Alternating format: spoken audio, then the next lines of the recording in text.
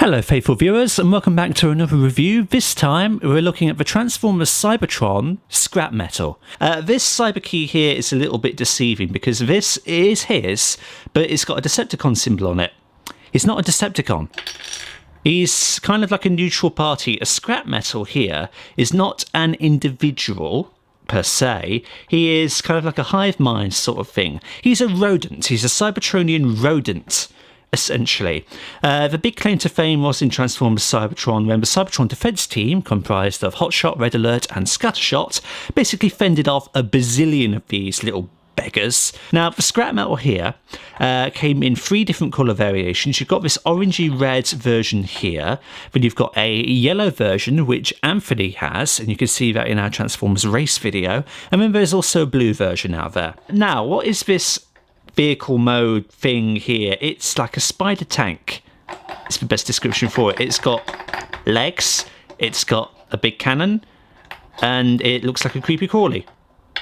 And he doesn't want to stand up, but that's because I've had this guy a very, very long time, and his ball joints aren't loose, but this leg here is a little bit wibbly wobbly at this point. It's very simplistic. You can tell it's a very simplistic figure, and we usually cover in the vehicle mode or the alternate mode what goes where, and is it that obvious as to how he transforms? I think it's not obvious at all, is it? Absolutely not. It's definitely not obvious. I think of all of the colour schemes that Scrapmetal has, this one is my favourite, but that could just be bias because this is the only one I've actually ever seen in person. And this is, I want to say this is the predominant version of it. It's certainly the one that came out first, at least in Western countries. But yeah, I mean, you primary orange with kind of like this really dark grey/black. That is on this cockpit area. You've got your translucent window there. You've got this cannon, which can rotate up that far, down that far. And then this is on a 360 swivel, which will make it ambidextrous in robot mode. And then, yeah, you've got a translucent strip there. That is a blade, which is activated via the cyber key.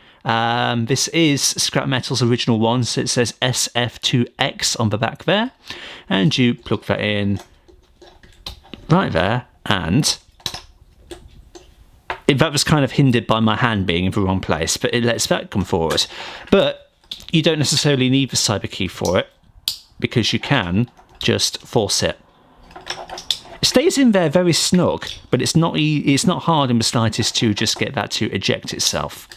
And then we will come back to that because it does one more extra thing which blew Anthony's mind in our race video. Oh my god. In terms of transformation then, it's super simple obviously, so we want to begin by taking these back legs here, which will be the arms, and we're just going to split them out like that, and that gives us clearance to move all of this bit out there. The default way to have it is to rotate the cannon that way round, and then we can just maneuver these back in, and there are little tabs which the shoulders will just plug neatly into with a satisfying click. And then we can split the legs at the crotch area and then fold all of this up whilst bringing the cockpit down and slapping it into place, moving the shoulder cannon out of the way, and then we can recombine the crotch area to get the legs into their proper positions, just like that with a solid tab. Flip the feet down, that was my voice going, typical. Bring all of that like that, and then flip these panels back like that, and you are done. Super simple transformation into a decent looking robot mode. It's actually a very nice design. I dig it. No back kibble, that's excellent. You've got this arm kibble here, which kind of like, you've got like this spike thing going on, and then you've got this, which is apparently a pile driver. And this is where I think the reference to Frenzy and Rumble and G1 comes in, because they had this sort of thing. And I used to think like it was either like a Gatling gun or a big hammer. Well, it is a big hammer, it's a pile driver. Or if it was like vehicle mode alternative wheels. There isn't a lot to describe going on here, really. I mean, like the ambidextrous nature of the shoulder thing, if we just sort of mistransform him a little bit just to get this down. Good God, I have to do the legs as well. Get that down like that. You can rotate that round, and then you could, as you can see here, have him with it on that shoulder if you like. But the official way of doing it is this way around. Now we're turning our attention to that gimmick. If we just do that, the other thing you can do is pull out this blade. It's sculpted in a way that stops you from putting it in the wrong way, because then the whole thing won't shut up properly. But yeah, you can take out the blade. It's a 5mm peg, and he can hold said blade in his hands. And after so many years of owning this figure, Anthony never knew he could do this. And yeah, there you go. That's him holding a lightsaber, basically. It looks a bit like a lightsaber. We can see Scrapmetal has some big translucent eyes, and that can only mean one thing. If we turn out the lights and switch on my torch, he has quite wonderful light piping. Very glowy. That's lovely. In terms of articulation then, Scrapmetal's head is only on a swivel. So you've got 360 degrees of rotation going on there. This does not hinder it, thankfully. In terms of the shoulders, you've got ball joints, so they can move up that far. Thanks to that, it does hinder the shoulders, unfortunately. And they can move back about that far. They can move out a good 90 degrees. You've got a 360 rotation at the elbow, thanks to another ball joint, and you've got a 90 degree bend at the elbow. And then that's it. You've got nothing at the wrists, unfortunately. He has no waist articulation of any kind, nor no ab crunch. He has a beautiful spread. He has a very good forward kick. He has a very good back kick. He has a good 90 degree bend thanks to a ball joint. He's got 360 swivel at said ball joint. And then in terms of the feet, you've got up and down wiggle waggle due to transformation. For such a small figure and for the time that he came out, his articulation is really good. For size comparisons then, here are two scout classes together. I might as well show off all my scout classes. So you've got Scrapmetal on the left and Revenger Befallen Ransack on the right.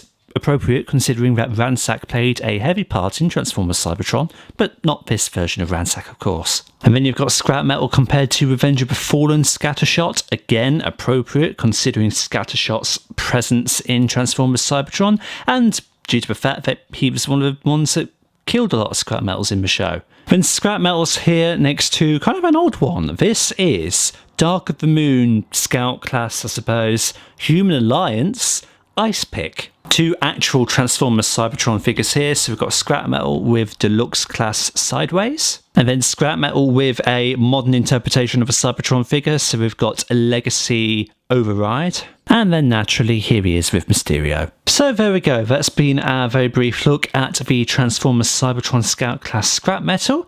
It's a cool little thing. It's not, you know, the best thing to get in the world, but if you want a very hassle-free Transformer that you can just have a lot of fun with, then absolutely pick him up. There is nothing fundamentally wrong with him whatsoever. He's got a cool little gimmick with the Cybertron key, Cyber key, sorry. He's got, you know, like modular capabilities with the cannon and the arm stuff.